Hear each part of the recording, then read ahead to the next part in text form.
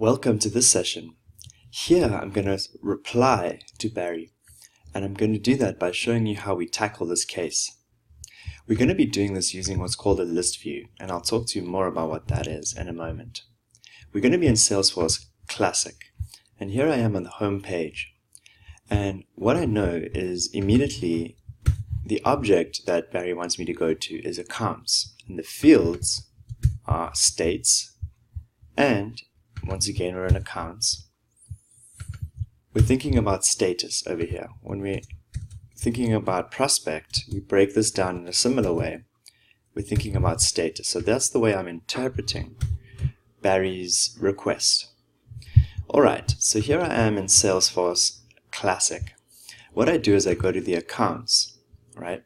And I'm actually going to create a new view. Now, by creating a new view, you're almost running a report, and that's why often people can get confused between a list view and a report. Let me show you the difference. If I open up a report, and let's say I just click test, on a report, it will produce a list, right? But this list is not customizable. And so what we want to do is actually figure out how we can edit this information. And this is exactly where list views come in handy. So I'm in accounts, remember, I clicked create new view, and the first thing you have to do is give it a name. So what I'm going to do is say, call this Barry's request. Alright, I'm going to make sure that it's all accounts. Alright, so specify the filter criteria. So step 1, enter view name, it's filter criteria. And I'm going to go back to Barry's request over here, and it says, make sure that any accounts with blank states show North Carolina, right? So what I've got to do here is make sure that the billing state or province is equal to blank, okay? And that's important because he wants anything that's blank, we've got to actually edit it, right? So it's blank. We can then go down and select our fields over here. And there's quite a few fields that we can then drag across. This is very similar to a report, right? Now what I can see is that billing state is already in there, but what I'm going to do is actually take out account site, I'm going to take out phone number,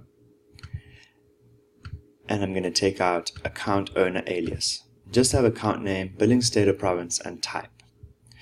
Now the next question I have to answer is to the visibility. Do I want this view to only be seen by me or accessed by me, or can anyone in the organization use it?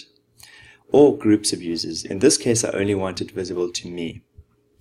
And that's because I have privileges that other people don't. And if I create something that's visible to everyone, that may cause some issues.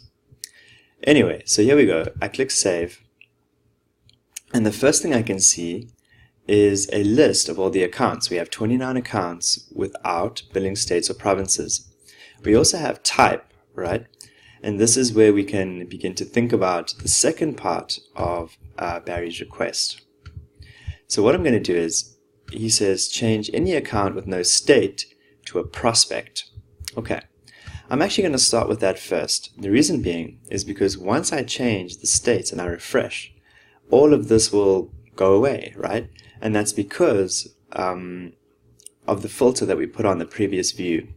If I wanted to edit that, what I could do is actually take this information out. And maybe I wanted to say type is equal to blank. Maybe I wanted to start there, and I'd click save. We notice that we have 28 records now. So either way, I'm going to choose to edit these two fields. So what we're going to do is, I'm actually going to go in and start with number 1 because I have ensured that as soon as I change the account type, it's going to, if I refresh, all that information will disappear because the account type will not be blank anymore, right? So what I'm going to do is show you how we do this. We could either go straight under action and click edit and go right in here.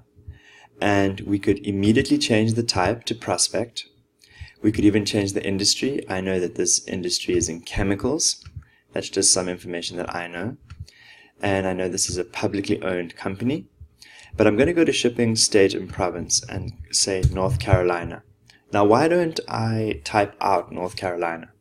The reason is that North Carolina, in Salesforce, all the states have acronyms, and it's very, very important that those acronyms are correct, right? That they're in NC, if it's New York, NY, California, CA. And so what I'm going to do here is, even while I'm here, just put that in Charlotte, North Carolina. All right, and this is in USA. Great. Now, I could continue going on, but what I'm going to do is click Save. And what you will notice now is that that account is actually gone because the billing state and the province are no longer blank. But what if we had, we have 27 items here. What we could also do is click a few of these, right, and actually edit them all at once. So we could go right in here. We see the pencil. I could double click this, and I could change the billing state or province in North Carolina. I could either change only the record clicked or all 4 records.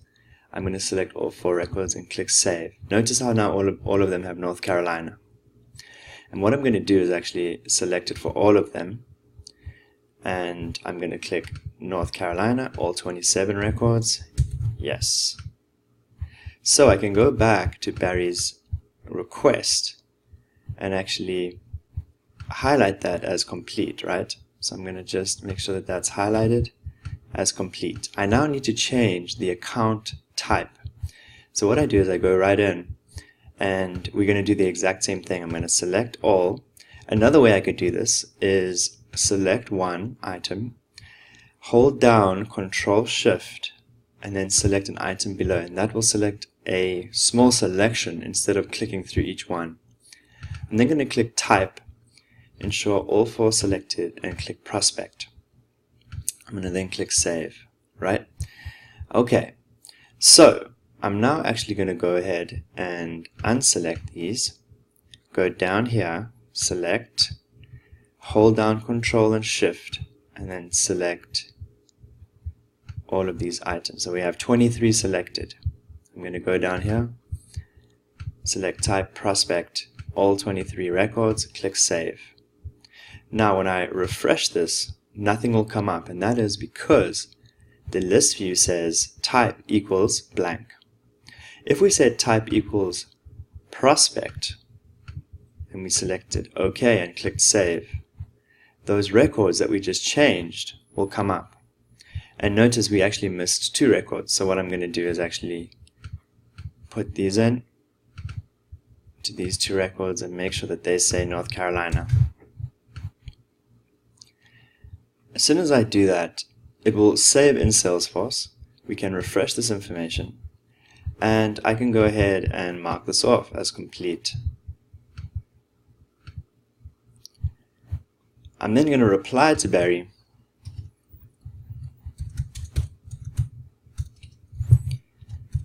I hope your meeting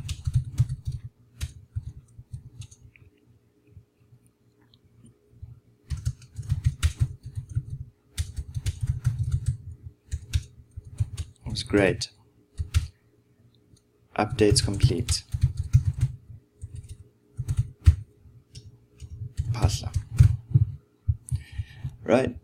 Now, once I've done that, the strengths and weaknesses of Listviews, let me explain some of this. The first strength of Listviews is that you're able to edit a number of records at once. The limitations of Listviews is that you cannot edit all fields. Some fields are not editable using the list view function, right? Secondly, list views allow you to edit only a small number of records. So if you have thousands of records, I don't recommend list views. I recommend mass updating using a data loader and a CSV. And finally, the limitations of list views is that you can often get stuck in the weeds, right? And what I mean by that is, as you're going through a list view and you are creating a new view, you're editing it, what can often happen is you can not get all the fields that you want, and some of them might not be editable, right?